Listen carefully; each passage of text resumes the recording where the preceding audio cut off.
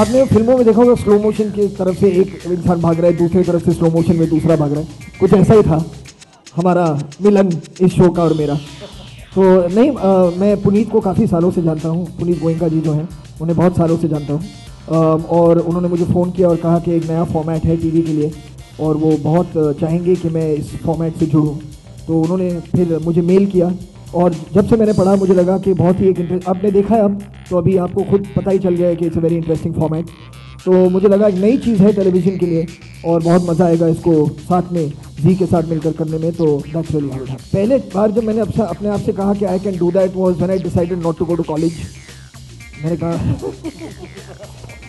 I definitely do that, I can not go to college, वो बहुत आसान काम है। तो मैं that was the first time genuinely मैं कह रहा हूँ, क्योंकि मुझे बिल्कुल कोई इंटरेस्ट नहीं था पढ़ाई में। Kids don't do this at home, but performed by professionals. So that was the first time. और उसके बाद जब मैं लिख रहा था तो जब आइडिया मुझे आया कि मैं कहानी लिखूं, तो मैंने दिल चाहता है कि कहानी लिखी।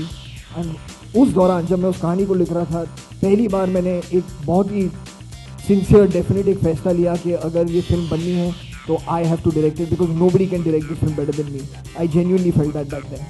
So that was possibly the first time. Well, like Farhan said, this show is a lot of fun.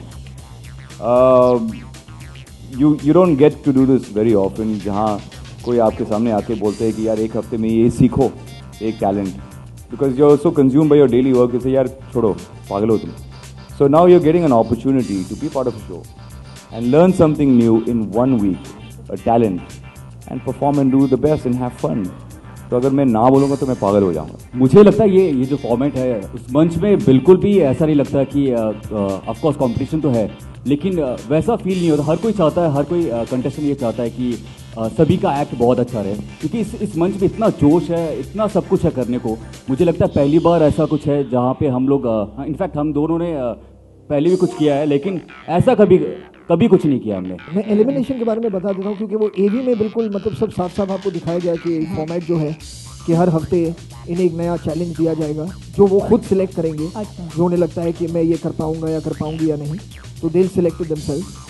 और फिर उन्हें एक हफ्ता मिलेगा कि वो रिहर्स करें, प्रैक्टिस करें, और फिर सबके सामने एक परफॉर्मेंस होती है. और जो ऑडियंस है स्टूडियो में वो एक बहुत ही एक अनबायस्ड ऑडियंस है. वो वोट करते हैं आपके परफॉर्मेंस के आधार पे जो आप उन्हें दिखाएंगे, और जिनको सबसे ज़्यादा पॉइंट्स मिलते हैं उन्हें उस हफ्ते ट्रॉफी दी जाती है. तो जिसके पास सबसे ज़्यादा ट्रॉफी होगी वो सेमीफाइनल राउंड में जाएंगे, and then the winner will be decided from that. नहीं, अभी तो थोड़े एपिसोड हुए हैं, ना उठ पा रहे हैं ना बैठ पा रहे हैं. सोते ठीक है, जब उठते हैं तो सब मतलब क्रैब बने होते हैं. घर वाले कहते हैं पता नहीं ऐसा क्या करके कौन सा शो कर रहे हो, टेढ़े मेढ़े हो गए. बट बहुत मज़ा आ रहा है. जितने भी लोग आप टीवी पे देखते हैं जो करते हैं, इस शो में आप सबको अलग देखेंगे.